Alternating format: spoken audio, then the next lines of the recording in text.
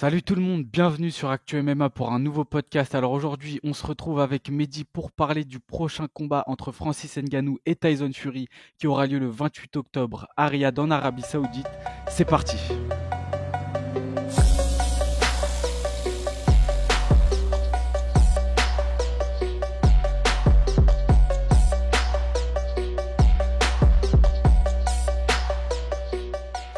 Donc Francis Ngannou qui va affronter le champion WBC des poids lourds. Alors vraiment énorme combat, grosse affiche. On voit qu'il y a une très très grosse communication autour du combat, de la grosse publicité. Est-ce que Mehdi, on peut comparer ça à Conor McGregor Mayweather qui a eu lieu en 2017? Voilà, on pourrait le comparer parce que c'est une star du MMA qui fait sa transition en boxe, qui va faire un super fight en boxe avec une légende absolue, ce qui s'était passé avec Mayweather pour Conor. Là, on parle de Tyson Fury qui est champion voilà, chez les poids lourds, qui est peut-être l'une des plus grandes stars actuelles et qui peut-être voilà, est l'un des aussi meilleurs de l'histoire, hein, il rentre peut-être aussi là-dedans. Et tu as Francis Ngannou qui vient en boxe l'affronter. Alors, c'est beaucoup de gens ont réagi à ce combat. Est-ce qu'on peut comparer ça à Mayweather-Conor? Il y avait quand même un petit peu plus de hype autour de Mayweather et Conor parce que Conor sortait de son run extraordinaire avec l'UFC où il était double champion, il mettait KO tout le monde face à Mayweather voilà, qui était invaincu. Je crois qu'il avait pris sa retraite, qu'il était revenu pour ce super fight contre Conor. Enfin, il y avait cette hype. Oui, Conor peut-être peut le faire. Peut-être il peut s'offrir Mayweather. Voilà. Là, c'est une situation un petit peu plus enfin, compliquée, en tout cas pour celui qui vient du MMA, donc Ngannou, parce que il vient affronter Tyson Fury qui est déjà au top, tu vois, et c'est ce qui se fait de mieux en boxe anglaise chez les poids lourds. Et Francis Ngannou, bon, on y reviendra peut-être dans ce podcast. Je sais pas ce que tu en penses, toi, Lorenzo, mais Francis Ngannou n'a jamais véritablement combattu en boxe, en tout cas chez les professionnels, et donc ça va être son baptême de feu face à un très très grand de ce sport, donc ça peut être très très compliqué. Sachant que de son côté, Conor avait quand même bien tenu jusqu'à s'incliner par TKO, je crois, contre Mayweather, il avait tenu Ouais, une dizaine de rounds. c'est Euh, ça. Ça risque d'être un peu plus compliqué pour Francis, je sais pas ce que tu en penses, toi. Bah, c'est clair que là, il prend un gros client. Tu as un peu donné le portrait de Tyson Fury, mais c'est vraiment pas n'importe qui. Mais je pense que ce qui joue dans la hype de ce combat, c'est que là, on parle de poids lourd, on parle de Francis Ngannou, donc peut-être le mec le plus puissant de la planète dans les sports de combat. Et donc, je pense que dans l'esprit des gens, il y a beaucoup cette possibilité qu'il y ait un gros chaos, tu vois. Tandis que McGregor Mayweather, ce qui galvanisait les gens, etc., c'était que bah, McGregor, à ce moment-là, il était au sommet du MMA, de l'UFC, c'était vraiment la plus grosse star du moment dans les sports de combat. Donc forcément, il avait une puissance de frappe supérieure, on va dire, à Francis Ngannou, mais Ngannou, c'est quand même le mec poids lourd le plus terrifiant en MMA, etc. Donc je pense que dans l'esprit des gens, il y a ce truc-là de puissance. Et d'ailleurs, je l'ai dit au début du podcast, il y a eu des gros trailers, une grosse campagne de communication pour promouvoir le combat et on le voit dans les trailers, c'est vraiment les deux forces de la nature qui vont s'affronter, on les voit qui cassent tout et d'ailleurs il y a une production de fou, limite on dirait une bande-annonce de film au cinéma, tu vois, genre un Creed ou je sais pas quoi. Donc non franchement c'est vraiment pas mal ce qu'ils font pour promouvoir ce combat, on voit que c'est les deux poids lourds, les deux mecs puissants qui vont s'affronter et non clairement moi personnellement je suis hypé, je pense que c'est le cas de beaucoup de monde, j'ai parlé aussi un peu de personnes autour de moi, dans mon entourage, même des gens qui suivent pas vraiment les sports de combat, ils m'en parlent tous, ils veulent tous voir ce combat, tu vois. Donc on voit qu'il y a un gros impact. Mais comme tu le dis, Francis Ngannou, il s'attaque à un gros client. Et même si là, il a beaucoup de choses à gagner. Enfin, pour moi, il a déjà gagné. Donc on va en parler, mais déjà, il va avoir le plus gros salaire de sa carrière. Aujourd'hui, avec ce combat, je pense qu'il n'y a plus de doute. C'est une superstar des sports de combat et du sport en général. Mais est-ce que en réalité, il peut vraiment faire quelque chose face à Tyson Fury qui a quand même nettoyé toute la catégorie des poids lourds et qui, sur le papier, est imprenable? C'est vrai que tout le monde, bon, je reviens sur ce que tu disais, Tyson Fury, c'est compliqué parce que même les boxeurs professionnels, les plus techniques, ceux qui l'ont affronté, ceux qui l'ont croisé, n'ont pas réussi à le battre. Francis Ngannou, les gens vont regarder ce combat parce qu'ils vont vouloir ils vont voir, en tout cas, ils vont espérer voir ou voilà, espérer quelque chose, c'est qu'Ngannou mette un KO. Parce que Mmh. ce serait le truc exceptionnel, ce serait ce que tout le monde attend. Et tout le monde dit, bah, Ngannou, il peut s'imposer uniquement que s'il le met KO. Parce que sinon, ce sera très compliqué pour lui. Mmh. Euh, mais c'est voilà, c'est pour ça que les gens vont même pas se lever d'ailleurs, puisque c'est en Arabie Saoudite, c'est les horaires à peu près, voilà, c'est un peu Européenne. c'est quand même potable ici pour la France, donc Mmh. ça va. Mais c'est pour ça que les gens vont regarder ce combat et ils sont aussi hypés par ça. Mais c'est vrai que ça va être très compliqué pour Francis Ngannou. Je crois qu'il avait dit quand même en conférence de presse, Francis Ngannou, qu'il pouvait amener Fury à la décision et pourquoi pas gagner la décision, de ce que j'avais compris. Et ça me paraît quand même assez compliqué dans le sens où bah voilà, Fury, c'est quelqu'un qui est habitué à, qui est très mobile, qui est extrêmement fort, extrêmement technique pour un poids lourd. Il est déjà plus grand aussi. Il a fait voir, enfin, il a dominé vraiment des gens, des gars très très très puissants comme Wilder à plusieurs reprises. Wilder, c'est quand même Mmh. un des gars qui frappe le plus fort chez les poids lourds en boxe anglaise actuellement. Et je pense qu'en technique de boxe aussi, il est supérieur à Ngannou parce qu'Ngannou, voilà, techniquement, Ouais. on sait qu'il a un niveau, on sait qu'il n'a pas un niveau terrible, on va dire, techniquement. En Mmh. boxe, le seul truc qui fait peur chez lui, c'est qu'il frappe très très fort.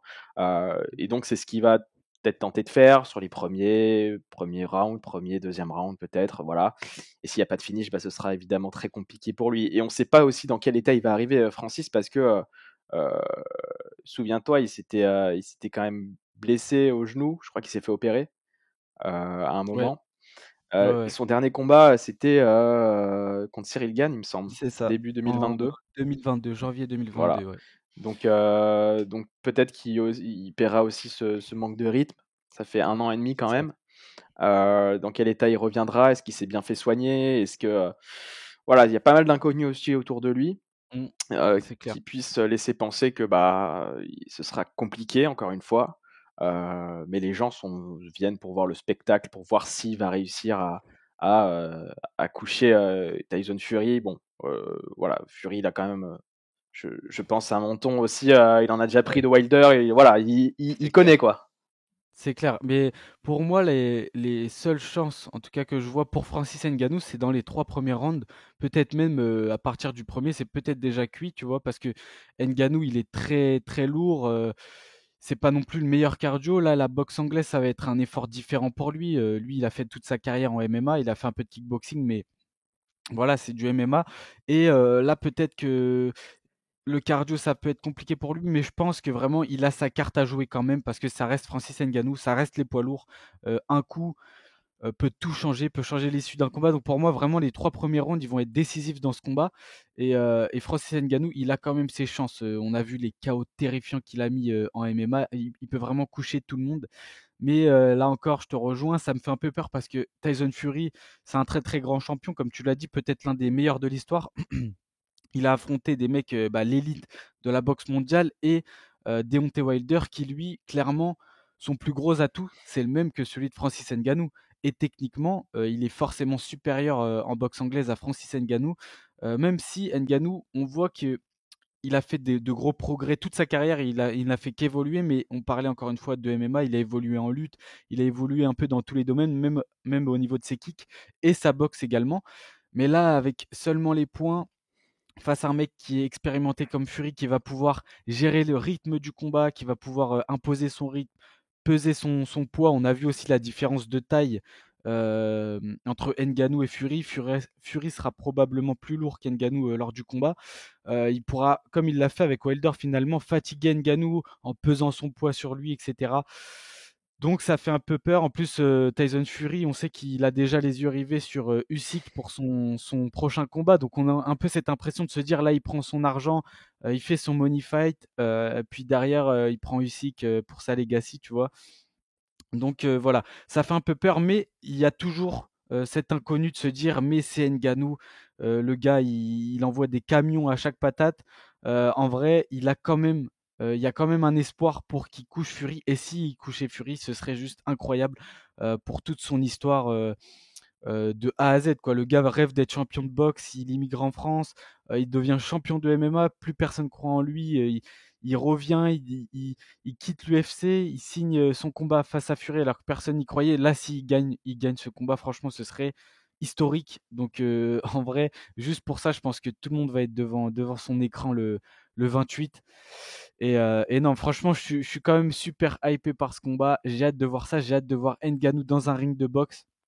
Je pense que ça va quand même être un très gros show. Bah, c'est son rêve d'enfant aussi, Francis, c'est de pouvoir boxer au plus haut niveau. En tout cas, être boxeur, c'était ça son rêve de base avant qu'il fasse du MMA. Et bon, là, on en a parlé, mais la seule chose qui pourrait peut-être aussi faire déjouer Tyson Fury, c'est en fait c'est ce style pas de non-boxe, mais ce style très particulier, Oui, non tu vois, orthodoxe, ouais. voilà, c'est ça. Ou peu académique, qui peut surprendre, tu vois, on sait jamais. En fait, ce qui est le plus dangereux, c'est de boxer peut-être contre quelqu'un qui a un style différent de ce qu'on a connu jusqu'à maintenant, tu vois. Mais c'est vrai que c'est intéressant ce que tu dis parce que c'est le style d'Ngannou en boxe et même en MMA, mais en boxe, il est quand même très surprenant. C'est un peu pas aléatoire, mais c'est pas ce qu'on a l'habitude de voir, tu vois. C'est des frappes un peu qui viennent de tous les Mm, mm, angles. mm. On a vu son KO face à Rosenstruck, par exemple, tu vois, Il il lui arrive fonce menton dessus. en l'air et Et c'est ça, il tu vois. Et bombarde. du coup, c'est vrai que ce style peut peut-être un peu déconcerter Fury. On verra, mais franchement, ouais, non, il y a quand même cet inconnu et juste pour ça, c'est incroyable. Il y a une grosse com autour du combat. Ils ont mis vraiment les petits plats dans les grands, donc c'est cool. Petite dernière question pour toi, Mehdi, est-ce que tu aurais un prono à donner comme ça, même si c'est très compliqué à visualiser peut-être, mais est-ce que tu aurais un petit prono? Hmm, compliqué, oui, bah voilà, je dirais que Francis va pas réussir à mettre KO Tyson Fury et je vois bien Tyson Fury l'amener un peu dans le combat, Un peu un plus loin. peu plus loin, je dirais sixième round, arrêt d'arbitre par TKO pour Tyson Fury. Ouais. Ok, ouais. Moi, si j'avais une préférence, ce serait KO d'Ngannou dans les 3 premiers rounds. Ce serait vraiment C'est incroyable. exceptionnel. Mais si je suis ma raison, je pense que ouais, Fury va l'amener dans les rounds et ouais, potentiellement arrêt de l'arbitre. Je dirais comme toi, vers le entre 6 et 8e round, tu vois. Ok, Voilà. d'accord. Bah on va voir Bon bah, s'il a le cardio pour y aller. Ça va être, on va exactement. regarder ça dans tous les cas. Exactement, bah rendez-vous samedi soir. Je pense qu'on a fait le tour sur la question. Vous les gars, n'hésitez pas à liker la vidéo, à commenter, partager et activer la cloche pour ne surtout pas manquer les prochaines vidéos sur Actu MMA. Dites-nous en commentaire ce que vous pensez de ce combat et quel est votre pronostic. Est-ce que vous pensez que Francis Ngannou peut réellement battre Tyson Fury? Voilà les gars, c'est tout pour nous. Nous, on se dit à bientôt pour un prochain podcast sur Actu MMA. C'était Mehdi et Lorenzo. Ciao! Salut.